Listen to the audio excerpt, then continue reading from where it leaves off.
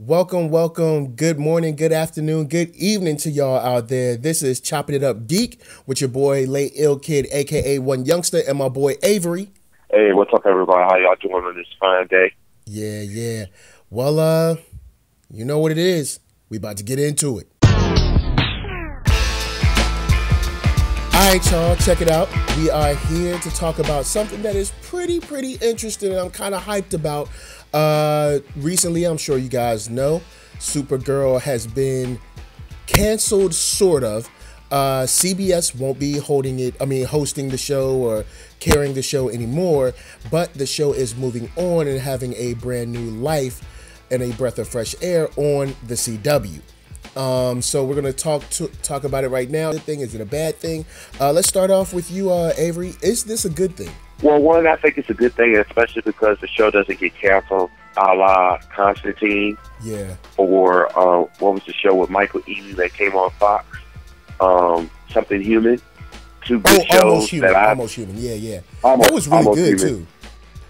You know, I like that show a lot, and then they canceled it midway through the season. Like, they let you know before the season, they're like, yeah, it's not getting renewed. But anyway, the number one good thing is we still get to see Supergirl. Yeah. So that's the best thing right there. I peeped a few episodes. I didn't get to really keep up with it because depending on when I get off work in the evening, sometimes I'd be missing it. But I plan on going back and watching as much as I can on demand. I liked what I saw. Word. So I was cool with it. I think it's a good thing. It's funny, a friend of mine that's in California, we were talking about this on the phone a few months back. Mm-hmm. He was telling me the origin of Supergirl, about how CW had got offered to pick up Supergirl when it first came out, or when they were talking about producing it last year. But at the time, Flash had just came out, and they were developing Flash, and CW didn't want to take that risk of having two brand new shows. They didn't know if they would be a hit or not. Especially as expensive as both of them can be. Yeah. So, they passed on it, and that's how CBS got it.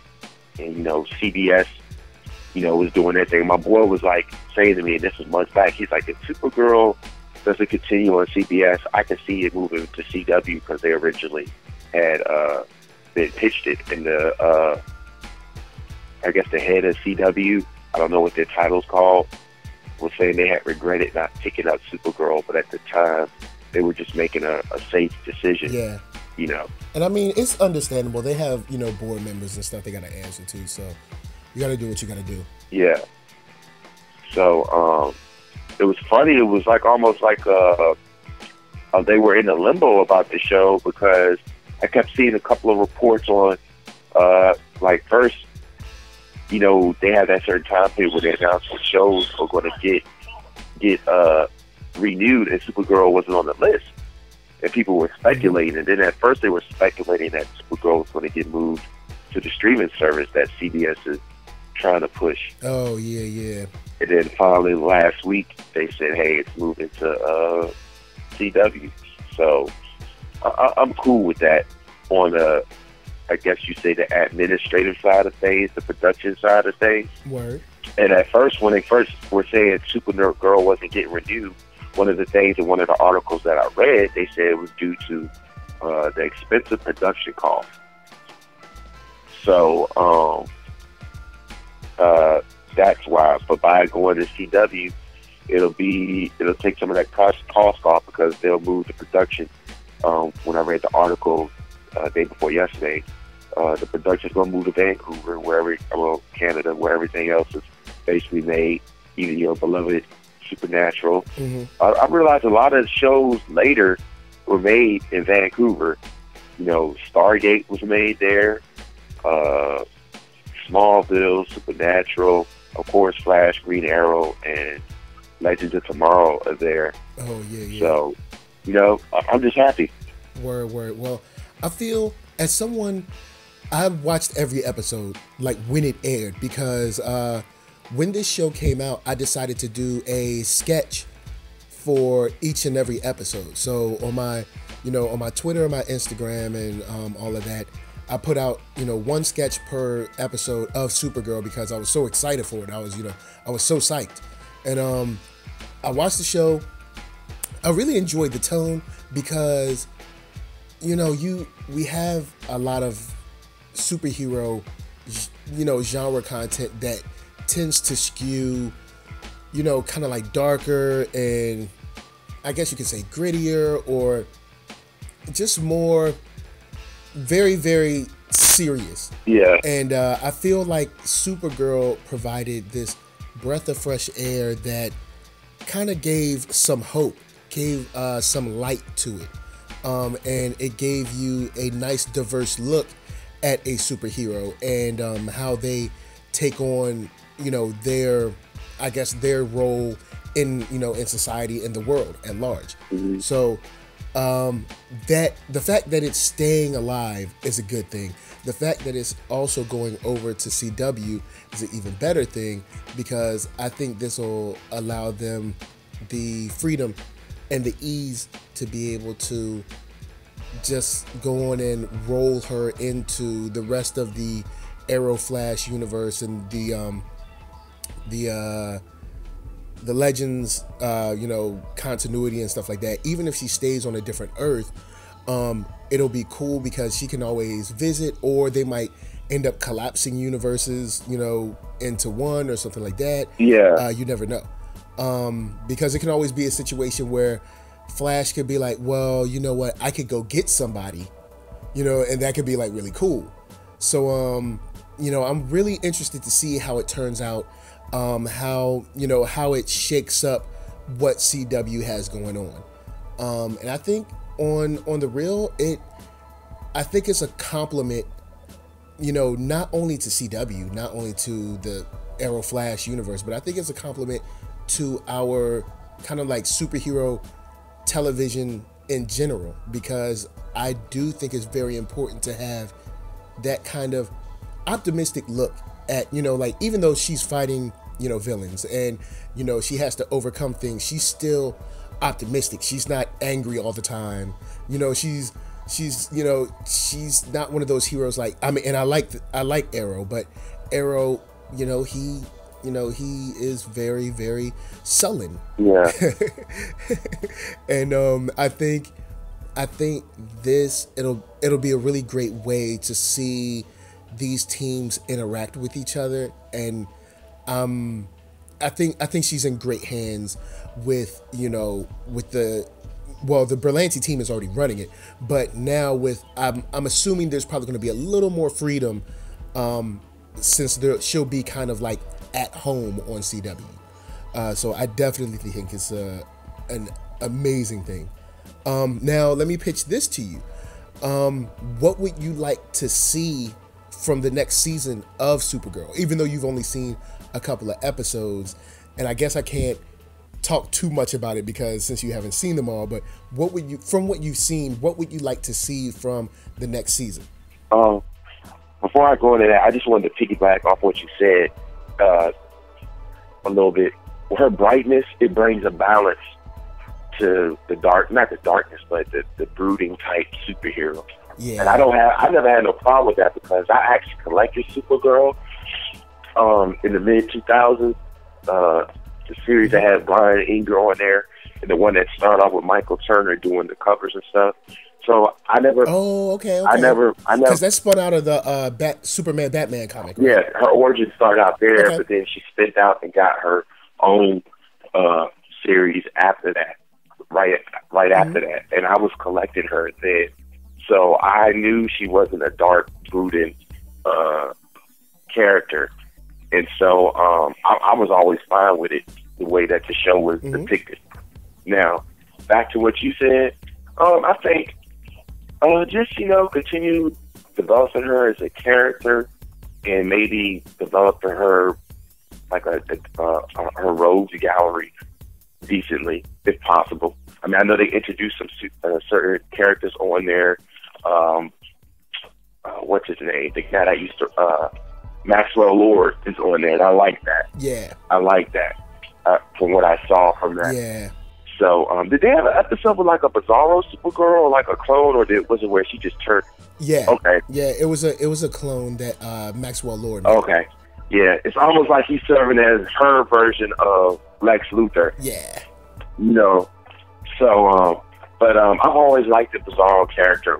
Well, not the goofy one, but I like when it's just like a genetic clone that didn't work out. I like that premise. Word. You know. So, but yeah, just, you know, developing her more and just continue telling good stories by me not having as much to tell. I mean, not to play off of, because like I said, I'm only seeing about 2 or 3 episodes.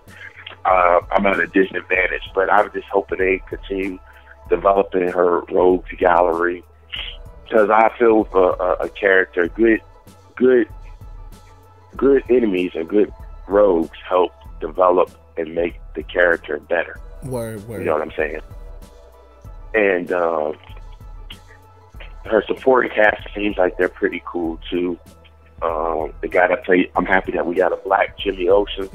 So I hope he's still there and nothing crazy happens to him or something like that. Like, it's, speaking of Jimmy Olsen, before I jump on what I'd like to see, like, it was cool to see, because I can't remember the guy's name, but I've seen him on like episodes of like Supernatural or like other shows, kind of like here and there. So I've always liked him as an actor. Well, the first time I saw him, he was on, I will admit this, I used to watch Desperate Housewives, and he was on there. Oh. And then he was on True Blood for a season and a half. Oh, okay. And then he was on this show called Unnecessary Roughness or something like that.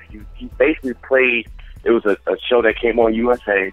He basically played T.K. Williams, I think that's his name. Okay. He was like a play on Terrell Owens, T.O. from football, like a prima donna diva. And the show was about this psychiatrist and her problems, but he was like one of her main patients. Okay. So I've always liked him as a character. At first, I thought he was doomed, because every time he was on the show, his character, something bad happened to his character, then he was gone. I was like, hey. So when I saw him on the first episode of Supergirl, I was like, Lord, please don't do something to him. But I think he's an excellent actor, and I'm happy to see a brother given the opportunity to do that. Yeah, he's super cool. It's just, now I will say, I was like, yo, Jimmy Olsen got an upgrade? Because yo, I'm gonna be honest, Jimmy Olsen in the comics, you don't have to worry about Jimmy Olsen taking your girl in the comics. In the TV show, Jimmy Olsen might take your girl. Yeah. Like that is a possibility. Jimmy Olsen might put that bald head swag on her. Jimmy Olsen might be like a picture of Dolomite sitting down in a chair with a cane and got chicks just surrounding him, like, yes, master. Like, I got Go fetch my camera. But as far as what I'd like to see next season, I would like to see some of the character designs take a step up. Now, in saying this, I understand that when you're dealing with television, you have a truncated timeline, and you're doing like an episode, you're filming an episode in like 2 weeks. So, you know what I'm saying? It's like crazy timelines like that. But I will say that Supergirl's character design and some of like the makeup and outfits, I wasn't really a fan of all of them.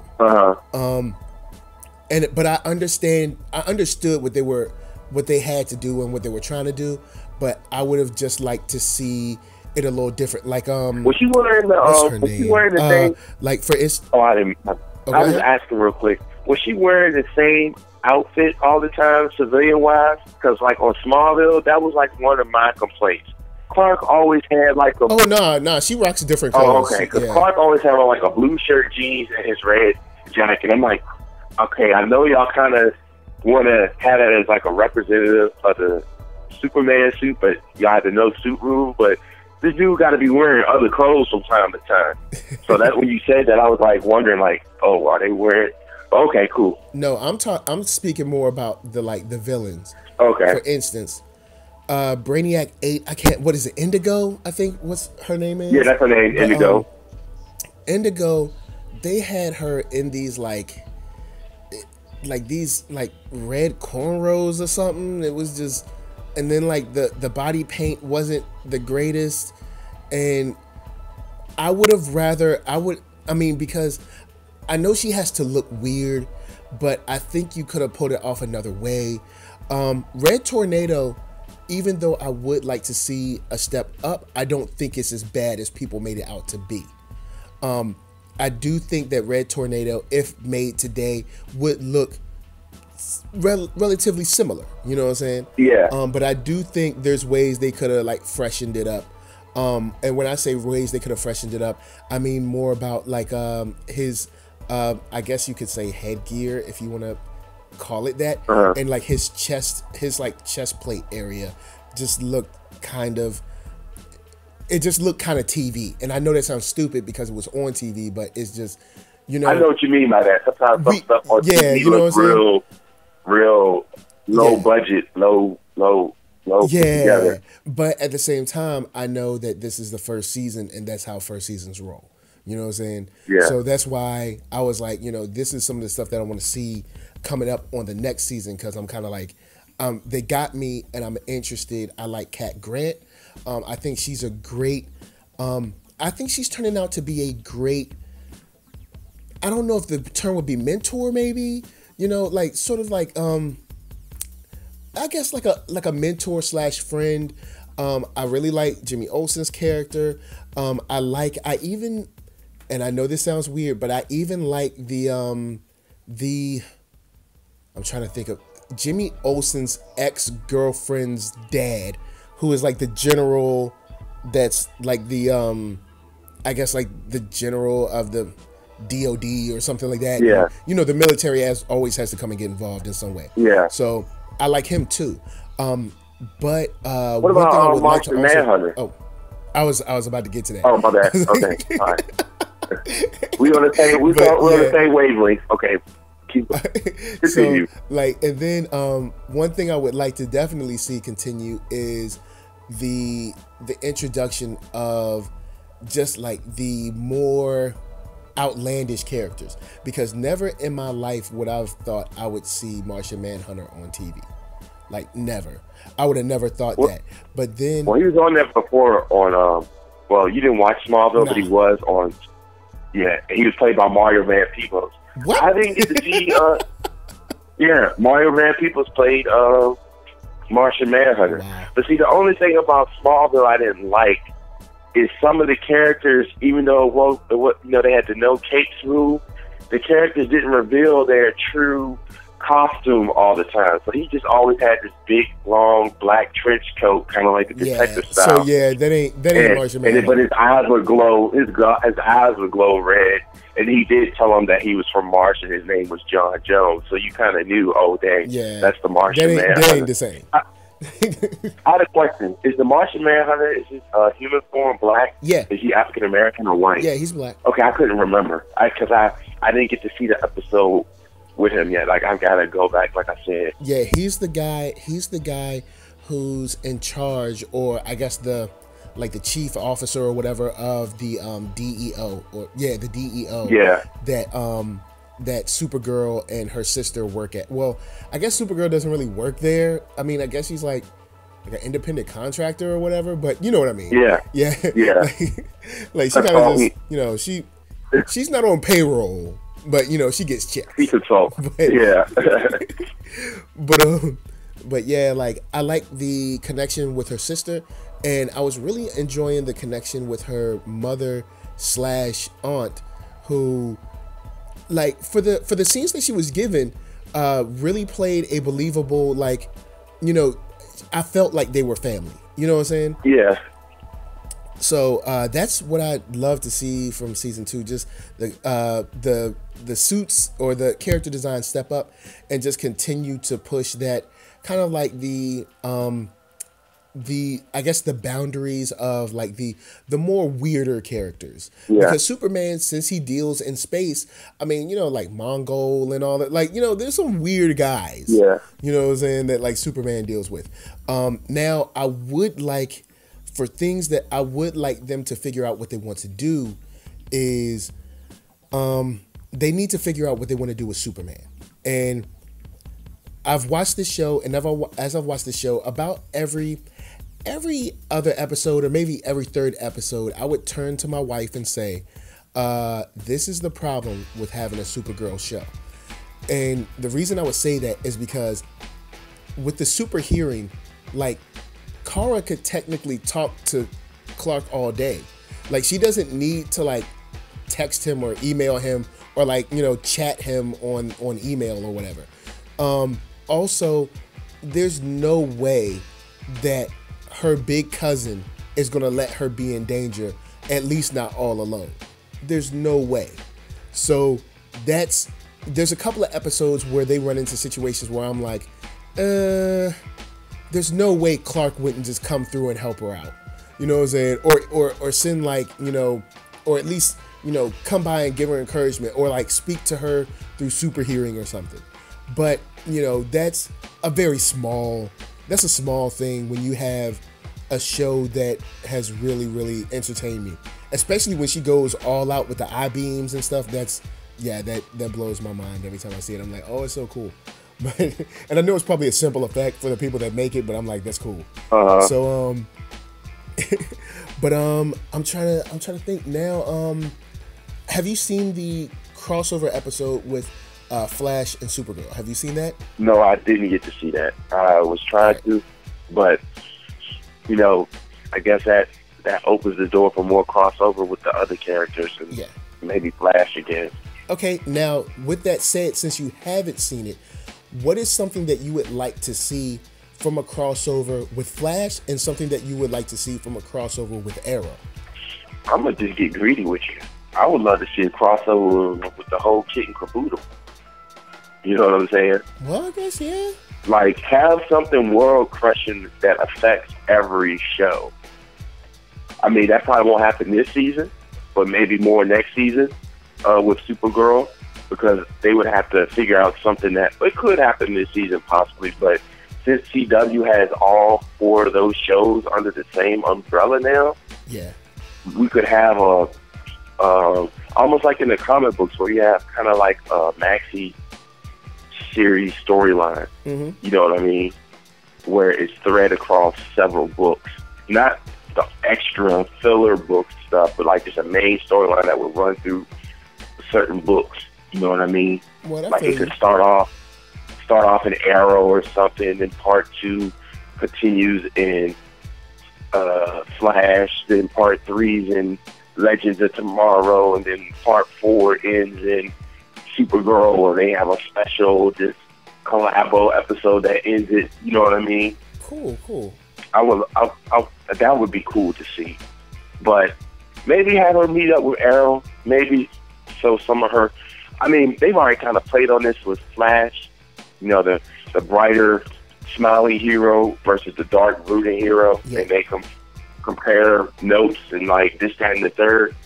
You could do a situation with Arrow similar to, remember when, they kind of already did it on the show, but they kind of did it with her sister, sort of, but not to the extent. It was really truncated because it's a TV show, so they did it like 2 minutes.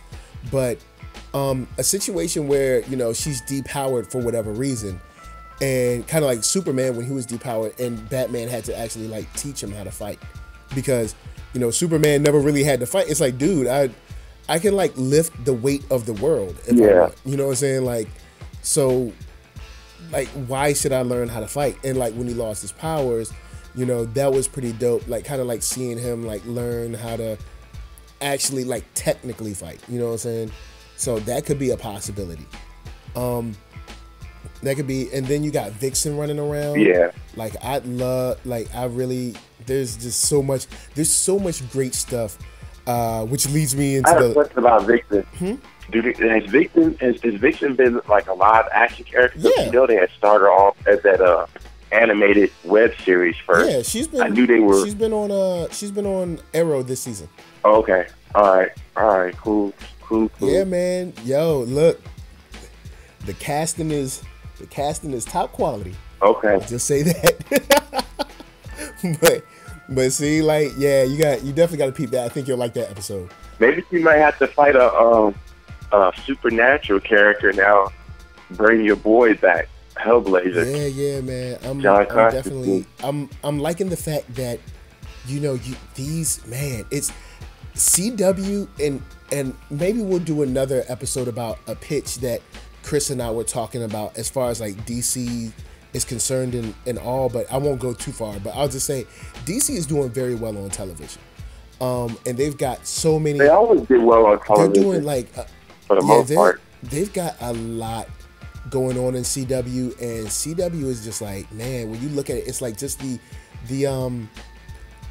opportunity to be able to like weave and mesh these characters in is dope. Similar to the comics where you might be reading X-Men and like Reed Richards will be there for a page, or you might be reading The Flash and like Green Arrow will be there for a second, or like Green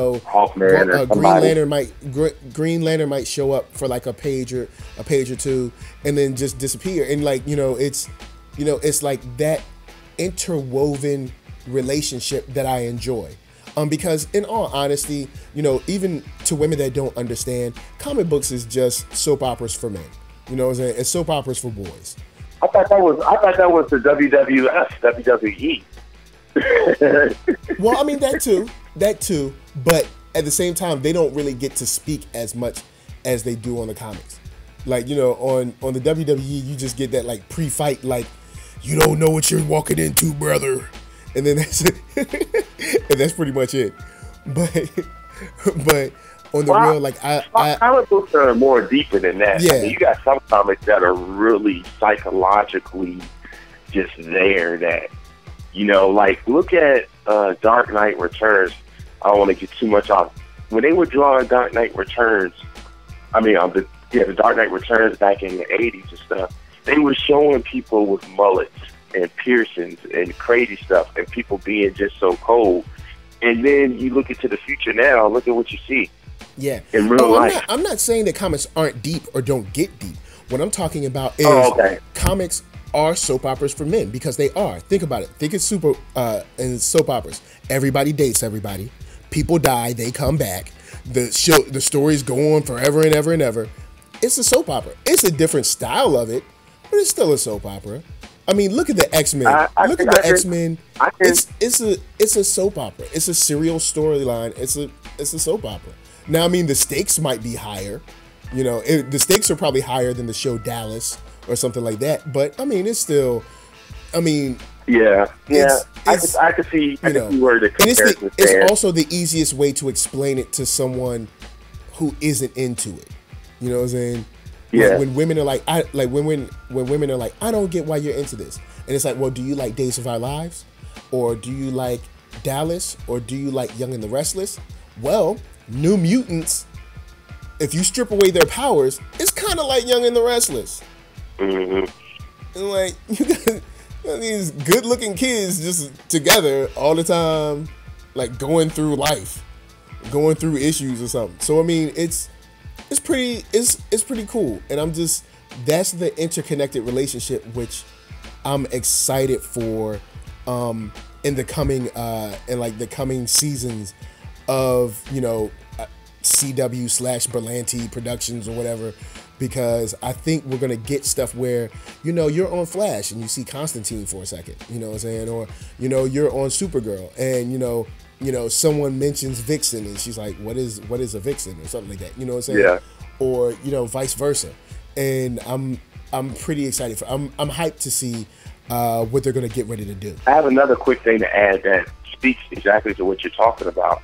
The guy that plays Snark, Captain Cold, mm-hmm. he just signed a contract to be continued as a character throughout the CW shows, not specifically Legends of Tomorrow. Yeah. In the article, they had a spoiler. Basically, he somehow looked like he got killed, but he'll be still around, reappearing in the other shows, Arrow, Flash, whatever. Word. So, like, he signed a contract not specifically for Legends of Tomorrow, but just to be around and appear in the CW DCU So that would play on to what you just talked about. Word. Well, yeah, man. I think he's a really dope actor, so I'm definitely up for that. I'm super hyped for that. But with that said, we are at our time. So if you are out there and you are enjoying this, please like, comment, subscribe so you can get our videos or our podcasts whenever we upload them. Also, to my man Avery, do you have any shout outs? I'd just like to shout out to just all the comic book lovers out there. Love your craft and all of that. Shout out to WRIR radio station 97.3 in Richmond Independent Radio. Thank you for allowing me to volunteer and learn the skills I've been learning, and hopefully maybe I can get my own gig on there in the coming days. And just all the comic book shop owners and out there doing their thing. And that's about it. Oh, I want to send a special shout out to the OneYoungsta for, doing those nuptials yesterday. Marriage is a beautiful thing. Him and his lovely beaut that he got married to. So everyone should show a special shout out to that. That's a beautiful thing. What up? Thanks. Well, I'd like to give a shout out to, of course, my man Christian, my boy Avery on the line with me right now, my lovely wife, Black Tribbles, 2 Brandons, Isaac the Dude movie reviews. I'm sure there's other people out there that I'm forgetting right now, but of course, and the Atomic Podcast, my man Ephraim and Ed the Cannon Sannon. So anyway, y'all go on and do your thing, enjoy, and we'll see y'all later. Peace.